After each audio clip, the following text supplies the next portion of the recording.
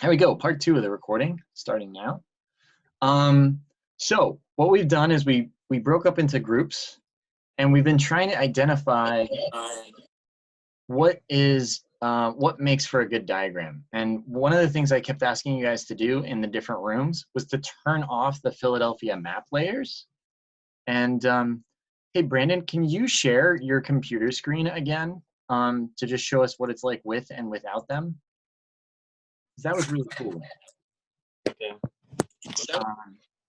So, and I think that this is important because when we start out and we have the Philadelphia or the Rome layers turned on, they're it's nice. It's really cool to see, like, you know, a really accurate map of the city. That helps us start to get the juices flowing and start drawing.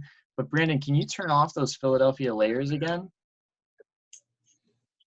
So what he's going to do, he's going to go in here and turn off those Philadelphia layers. Boom, boom, and turn them off. And this is really interesting because now we get to see Brandon's drawing just what it is that he's decided to draw. And initially, my critique was, you know, drawing in some louder colors. Like those dark blues really fade into the black of the screen, and sometimes it's hard to see it. But without those Philadelphia layers on, those big white layers, you get to see this kind of beautiful forms that Brandon has decided to make. So here's some of my questions, guys, to the whole group, because what we've been creating for everybody actually works for everybody because we're all making the same diagrams together. So my question is, what layers should Brandon be adding, and what misreadings or what kind of takes do you guys have on this drawing? So, you know, Calvin, what's your hot take on Brandon's layer here? What do you think he's drawing? What are you seeing in this? Well, I was in the group a while back with him, so like I kind of know like what he's doing, but like I would say like keep up with like the solids because they read really well because with the little like with the Philadelphia lines gone, like you can really see like the shape of like each section of the Philadelphia Art Museum. All right, so there we go. That's important. I mean, work my way down through here. Peter, what are you seeing in here that you're enjoying that you think is important? Oh, you're muted, Peter. I really like how he highlighted the river. Yeah. I think that's something that I didn't do, and I think that it's very important toward the site and understanding it. All right, so we'll put that in there. All right, let's keep going. Let's move on to Abby. As you're looking at this, if I said, Abby, this is no longer Brandon's drawing, this is your drawing, how would you repurpose this for your own needs?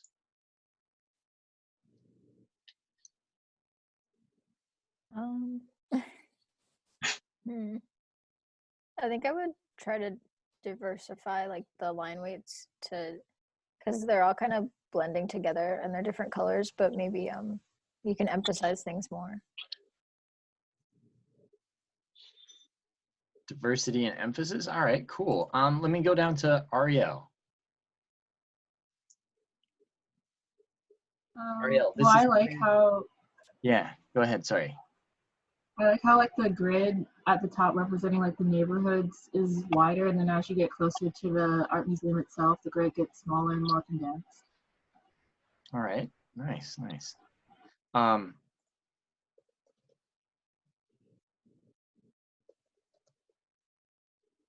There we go. Cool. All right, so do you guys see how I'm putting notes on here?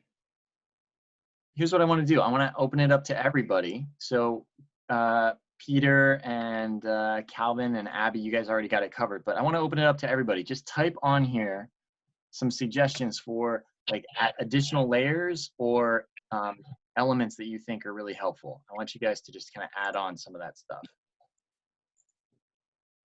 So give us some words about like, what is a strength? What is a highlight? What is a best practice that Brandon is doing right here in AutoCAD?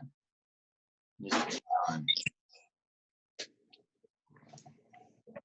type it in. voids between highlighted areas are important too. Yeah, if we don't have voids, then if there are no voids, then there's nothing to appreciate that area. Construction lines, negative space. Ah, you guys are after my heart. My HART. Get it? Oh boy. There we go. A bit of void action. There we go. Thicker axes and boundary lines. Absolutely. Yeah, put in some of those axial planes. That's always important. Some of that business. Some of these overlaps, balanced color palette. Deciding which layer is on top. Yeah, you can actually rearrange the layers. There's a command called arrange, and you can actually bring things forward and backwards. For those of you that are working with Poche, a couple of you guys started working on transparency and opacity, which is something we didn't even go over, but it's great to see you guys experimenting with. Awesome. Awesome. All right, here's what I want you guys to do. Save off this image, right? Go hit annotation and hit save really quickly, so you got a copy of that. Nice, nice, nice. All right, I would like a nomination from somebody from the Rome group to put their drawing up here. And we're gonna, once you get, has everybody got a copy? Excellent. If you haven't, it's too late because it's gone now. All right. All right, everybody who is in the Rome group, I have the chat file open. Can you guys just nominate somebody or yourself to share? Nominate somebody that gave us some good stuff to talk about. Type in a name so we can see it over there. Cole, Brenna. Brenna's leading 2-. Brenna's leading 3-. Brenna, I think you've gotten the runaway. We're gonna look at your file. Can you share? Here it comes. Big moment. Zooming in. Nice. Ah, yeah. All right. So guys, here we are. Spanish steps. Looking at some objects here. Hey, Cole, I remember some of your comments from Brenna's. Can you draw on some of the things that you were going to suggest in maybe some blue circles? And I'm going to just type in a couple of the notes that I have here. Brenna, can you just give us a little verbal description of what it is that you're trying to map, what you want to map, and what people were asking you to continue mapping? The void circles was the vehicle traffic. Somebody suggested putting more of them in the area at the top there. And then the circles with the hatching are pedestrian traffic and photographic hotspot areas. And then there are cyan lines over some of the parts that show asymmetry. All right. Anybody want to add on to some of Brenna's?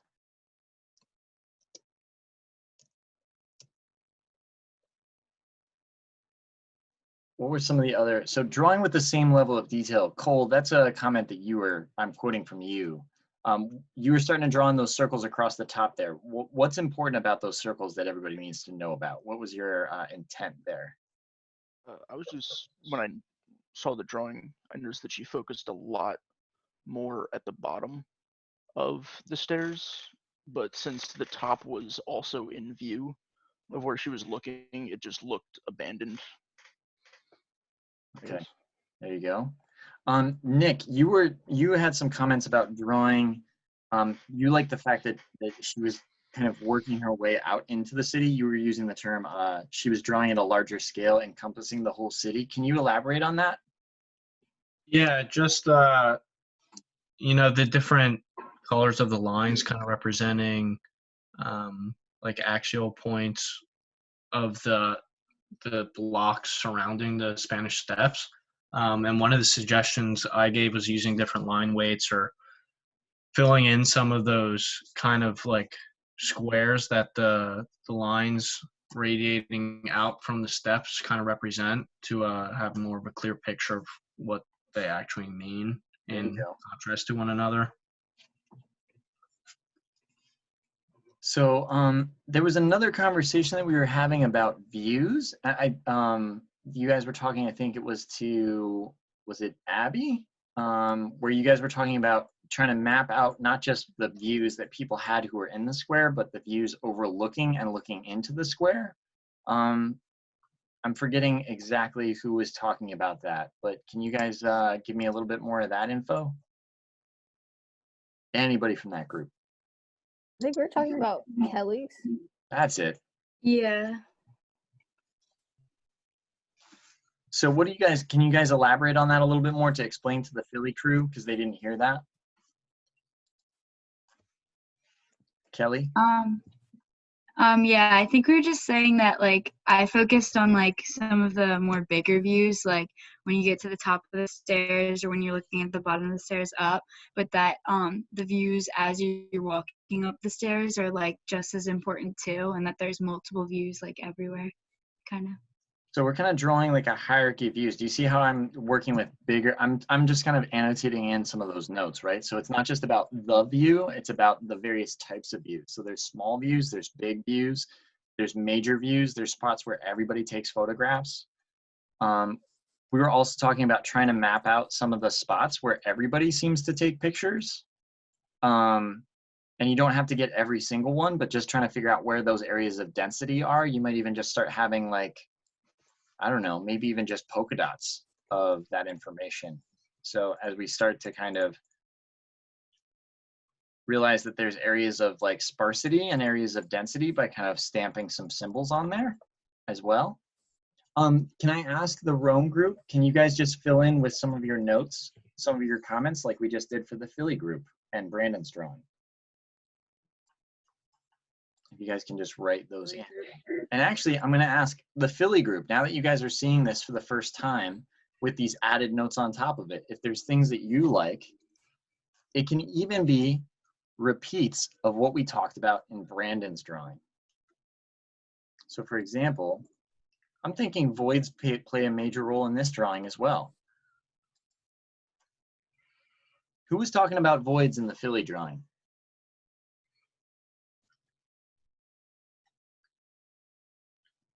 Guys, who was talking about voids in the Philly drawing? Was that Seema? Was that Alex? It was not Alex. She says no, it was not her.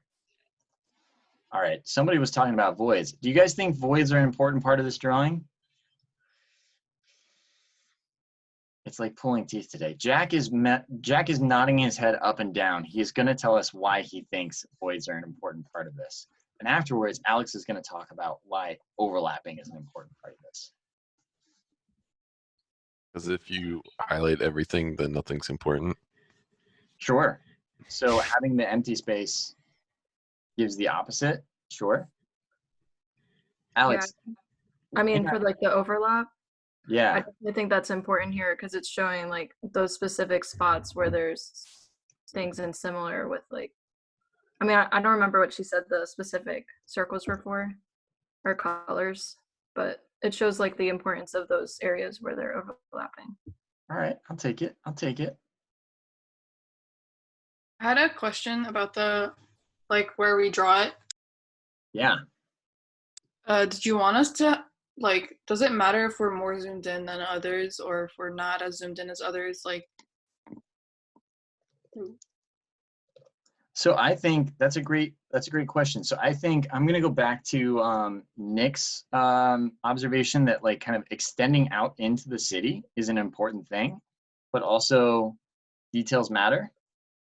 So I'm going to write that a couple of times. So I think there's areas that are very detailed and there's other areas that aren't detailed.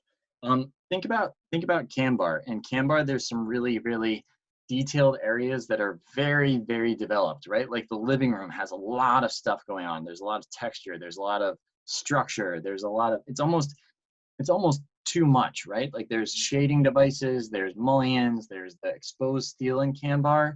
And then you go into one of the classrooms and it's just kind of a drywall classroom, you know, with some windows. It's not as intense. I think just like voids and details show where there's emphasis, and by having voids, it lends more emphasis to the areas of more detail. look at the drawing that we have that we've drawn on top of Brenna's project right now. Do you guys see how there's areas of like detail and there's areas of void? And I think having a diversity and a balance of those things are actually really important. So let's, before Brenna takes us down, let's save off this as an image as well of what to do and what not to do and what to lean into. And then when everybody's good, can you give me a thumbs up on your screen that you're good, that you got it? Give me a thumbs up that you're good, that you got it. Abby's got it, Kelly's got it, Peter, Cole, Nick has got it. Brandon has got it, Ariel's got it, Alex has got it. Okay, all right. I think, Brenna, you can take this down. There we go, cool. All right, guys. So we're gonna go flip to the whiteboard here. So one of the things that we're gonna do for share whiteboard. So here's what we're gonna do for, there we go. For Thursday, you guys are going to continue drawing because part of getting used to AutoCAD is practicing with it. I think one of the reasons, Brandon, why your drawing is so good is because you know some things about AutoCAD that you're comfortable with. So your drawing reflects that amount of comfort. But also, I want to challenge you to do some things that are new to you. All right, some things that are new new tools. So you guys have been really interested in arcs and circles and ellipses. And I think one of the things that's helpful about that is the comments you guys are making about drawing so that things are going out kind of into the city, so that you're drawing connections that aren't just, you know, things that are, they're not just kind of cut off. So there's not a square that we're drawing and everything fits in that square, but you guys are actually challenging and moving beyond where one thing might be and kind of challenging the dimensions of what those are. Think back to the collages. Do you guys remember when we first made the collages? As you guys were drawing, we were starting to talk about how, and I made a drawing that kind of looked like this. And I said, like, as we're drawing this, as you're building out your collage, there's kind of like an asteroid, and I called it a centroid. And we could almost kind of draw around it. And there was like these like tendrils that it would have. And there was these areas of like a void that might exist in it. And it was kind of like there was the most density in this area, but it still had these like pieces that would move off into the void space. And I think good diagrams do that as well. There's areas of intensity, and then there's fields of less intensity. So as we're starting to draw that, here's what I want to ask you guys about. Let's just do, I want to do a little transparency across here. Let's turn the intensity down on this guy a little bit. So I'm just gonna make that a little less intense. Thank you very much. There we go. So on the right-hand side of the screen, I'm gonna write down some things that you guys said were important today. I'm gonna write those in green. Okay, so you guys said that transparency was actually transparency.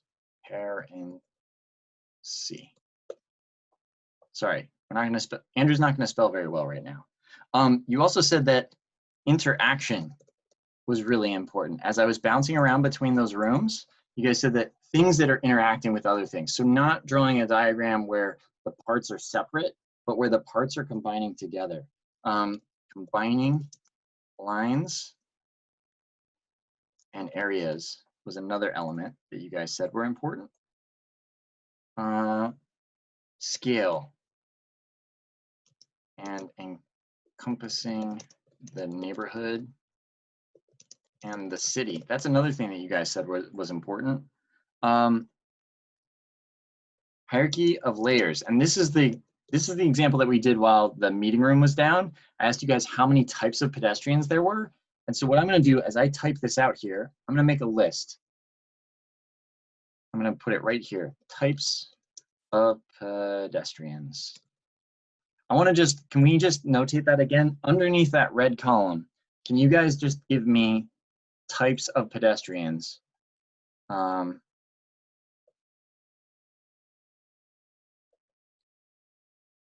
We had 15 by my count. So you guys can start typing in there. Seema, Calvin, Peter, Gabby, Ariel, Brandon, Brenna, Nick, if you guys can start, yeah, bikers, dog walkers, just keep on writing it. I like that. In blue, just keep on going down. Put them on top of each other there, and I can kind of move stuff around. There we go. It's great. Business people, tourists. It's great if we get double counts. Keep going. Joggers, keep going. I love it. Hierarchy of layers, excellent. Kids versus adults, locals. There we go. Locals versus tourists.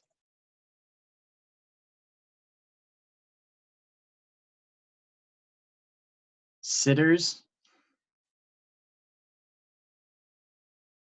Employees. Because the other thing that's really nice here, do you guys see how you're actually, you guys are Instagram bloggers? Nice. So you guys see how you guys are independently verifying each other's kind of assumptions. Photographers, awesome. Squirrels versus dogs. Now we're starting to go out into elements of nature, crossing into pedestrian layers. Totally. Squirrel. How about horses too? Horses, yeah, because there is tourist-drawn carriages and there's people that actually ride on horses. Motorcyclists, crazy drivers, people waiting in line for their picture with Rocky, right? Can people write that down? People who are waiting in line for the the food stand. I know somebody was drawing food stands. Chefs versus bakers. We might even have layers that just encompass one type of person. Rubberneckers, awesome. Look at all those types that we have just in the pedestrian category. So this is what I'm talking about when I'm talking about hierarchy of your layer. So everybody's in charge of 3 layers, but look at this. For the pedestrian layer, look how many different variations we have just within the pedestrian layer alone. So one of the important things to do is to go beyond what it is that your layer is, right? So kind of ascending the capability of your layer. So moving beyond your layer is important, all right? That's an important kind of concept. I'm gonna put another category over here, and it's called what we're missing.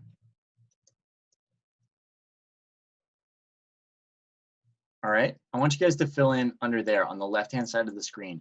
What are we missing, guys? Like, what are the elements that are missing of the diagram? Do we need more lines? Do we need more layers? Do we need more line types? Do we need more interaction? Are we missing noises? What are we missing? We're missing layers. All right, we need more layers. Keep adding it in there. Use up that space. Variation, okay. Variation on the theme, variation on the pieces, line types, all right. I'm just gonna keep on kind of stacking them here. Shading types, all right. Voids, there's that, that's that big important one. I'm gonna add that, I'm gonna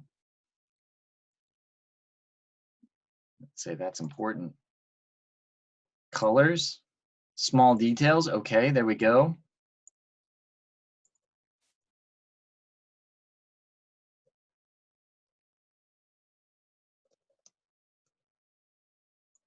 Keep it going, guys. I know we're missing more than that. We're missing more than just line weights and voids. What else are we missing? What else do you want to see?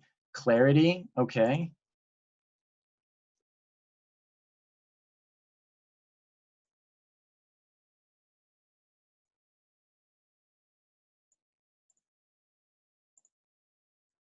Free moving shapes, organic shapes, organization. There's shapes twice, shapes 3 times, shapes, shapes, and shapes. Edges, ooh, yeah. We didn't have Janan here today. She was gonna do thresholds. Can somebody write down thresholds? Construction up. Construction lines and line type things. There we go. That is great, great. That is excellent. Distinct colors, all right. And then I'm gonna write in some stuff here.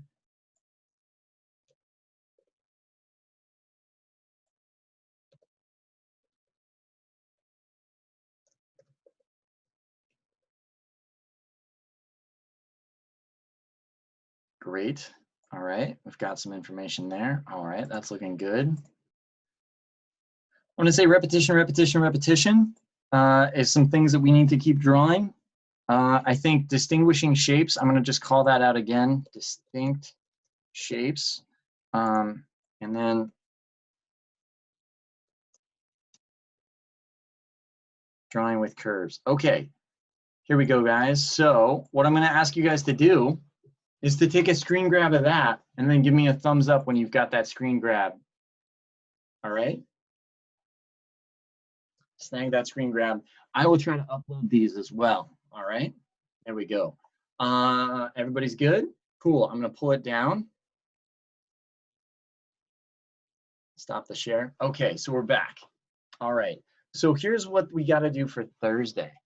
Thursday, we're going to work towards making the massively collaborative drawing, which means we're actually going to take, I've been asking you guys what it is that you want to steal, because I want you to draw, I want Calvin to draw his version of Abby's drawing. I want Kelly to steal from Alex. I want Gabby to just like shamelessly rip off Jack and Brandon and Ariel. So all the stuff that you saw today that you're like, that's a good idea, I want to learn how to do that.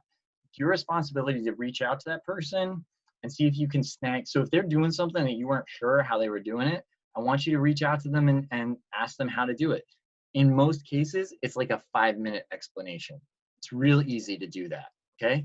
And the other reason I want you guys to do that is because I want you guys to proactively reach out to Janan, to Nick, because they dropped out a couple times today. Janan couldn't get in today. Nick lost his connection. Cole, your connection randomly dropped. So I want you guys to actually not just ask for help, I want you to proactively push it out there, right? Who figured out how to do a transparency? Raise your hand. You did a transparency, you did some hatching. Find somebody that didn't do it, show them how to do it after class for homework, okay? Who figured out how to do, I don't know, a spline, a line type, a hatch? Proactively reach out to somebody, trade those skills, okay? The environment that we're in now, it's more important for you guys to push stuff out there. If we're not asking for help, if we're not giving people help, we're not communicating enough. What I want you guys to do is to use that list that we had on the right-hand side. These are the things that we need to add. All that list of what you guys said was missing, I want you to add those things into your drawing. Now, we added a lot of stuff, which means select the things that are going to work best for you. But you should be able to select multiple things off that list. Remember, for today, you were drawing 3 different categories, but you were also bringing an extra 4th ingredient, and that 4th ingredient is you. In most scenarios, that 4th ingredient was kind of the magic bean. It was the set of magic beans that were kind of making your drawing special. So you need to lean into those objectives. All right?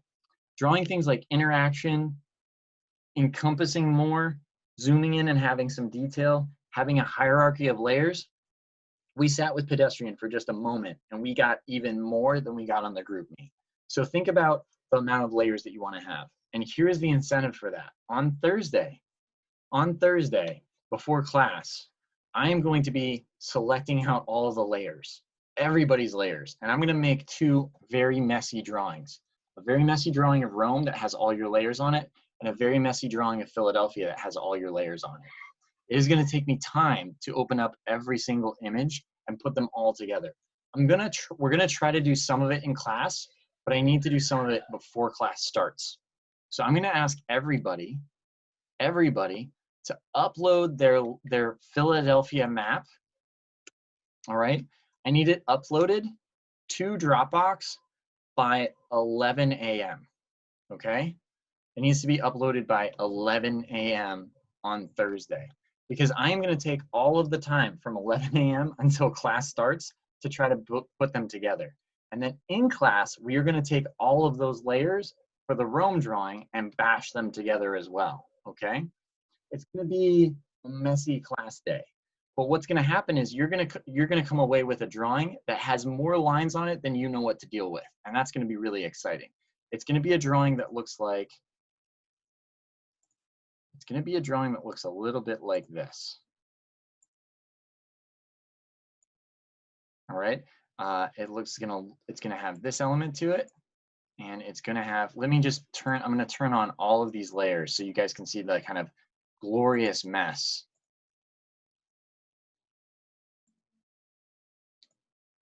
All right, check this out. It's crazy. Do you guys see how bonkers that is? So over the weekend, you get to pick which layers you want in and which layers you want out. Look at all of the layers on here. Just look at in terms of like hot sauce, we have like multiple hot sauce layers. We have multiple money movement off the table within the table. We've got multiple pancake layers, guys. All right. So the objective for what you're going to have over the weekend is too much information. That's a good thing because we're going to focus on editing over the weekend. So what I need you to do is to draw as many types of layers as possible because your participation grade is dependent on how many layers other people use in the class that are yours. Let me say that again. The more layers you draw, the bigger a chance, like if Calvin comes in with 15 layers, there's a good chance that you guys are going to use a bunch of Calvin's layers. If Abby comes in with some really awesome detailed layers, there's a really good chance that you guys are going to start using a lot of Abby's layers. So your participation is going to be based on how many people steal your stuff. I like this because... How do we name the layers again? So the way that I would like you can name the layers with your names, or you can name the layers but you need to name them descriptively. So you can say that it's, you know, layer NR, Nick. That's fine with me. But what I want you to do is I want you to label, let me see, Nick, you're doing site features, man-made, nature, views, and landmarks. So you might want to specify like what types of landmarks, what kinds of views. Since I'm going to be pulling from your layers, I'm going to know which layers are whose based on the colors and the lines and what the sizes that they are. So I'm going to be able to keep track of who's what is what. And we're going to shamelessly, you know, say what our name is on those layers as well. So you can put each one, you can start with NR, and then you can guilt trip everybody that they better have an NR on your layer, but you can't go over to their house to, you know, to muscle them to do it because, well, social distancing. So it shouldn't be stressful. It should be fun. The objective is to try to get you guys to draw too much and to draw better. And what I have found from you guys as a group is that actually when I ask you guys for your opinion, it's very quiet.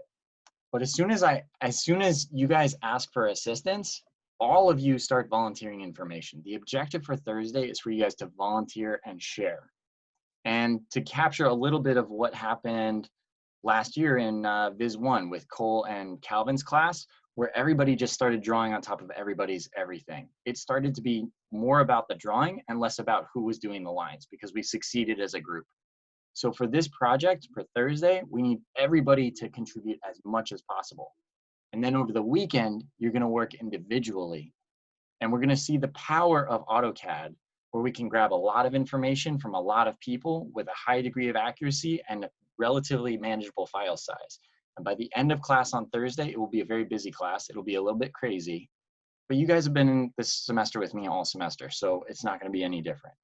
And over the weekend, you'll have a very rich drawing where you can start to kind of turn people's stuff off, turn other things on, resample it, change the colors, and you can make a really interesting 2 sets of diagrams, one for Rome and one for Philly class on Tuesday. But we'll go over that more on Thursday, okay? Any questions? Lots of lines, lots of drawings for Thursday. It's gonna be a mess of spaghetti, all right? And you guys discovered what were good lines and good methods for today. I want you to steal those, okay? Any questions? You guys understand? We're good to go? Got the thumbs up? All right. We're gonna stop this recording for our classmate.